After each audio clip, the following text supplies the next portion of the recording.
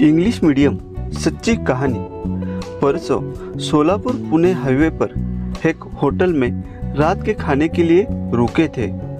उसी समय एक 8वीं-9वीं कक्षा की लड़की अपने माता पिता के साथ मेरे सामने बैठी थी।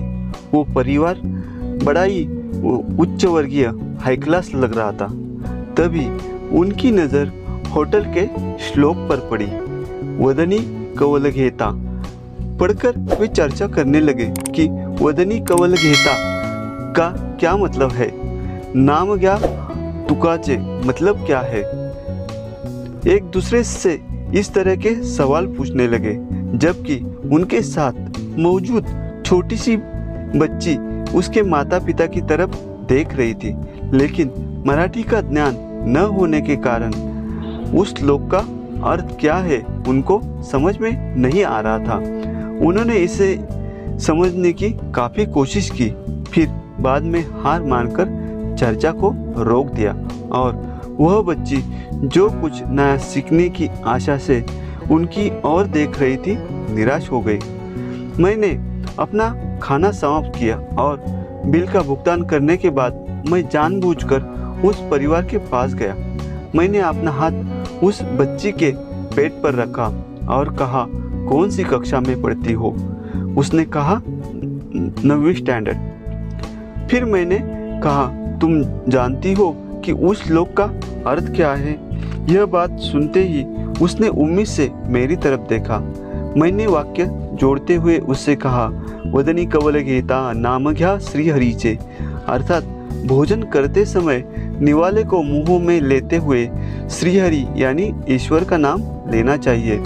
सहज हवन होते नाम घेता तुकाचे, मतलब यह मुक्त का नाम लेने से आपका खाना आसानी से पच जाएगा। जीवन करी जीवित्वा अन्न है पूर्ण ब्रह्म, अर्थात हम सभी के जीने की यानी कि जीवित रहने के लिए सबसे आवश्यक चीज भोजन है, इसलिए अन्न को पूर्ण ब्रह्म कहा गया है। उदर भरन नोहे जानिजे यज्ञ कर्म, इससे यज्ञ में बहुत सी चीज़ें डाल दी जाती है, वैसे ही यज्ञ में डाली जाने वाली चीज़ें जैसे पेट भी नहीं बनना चाहिए।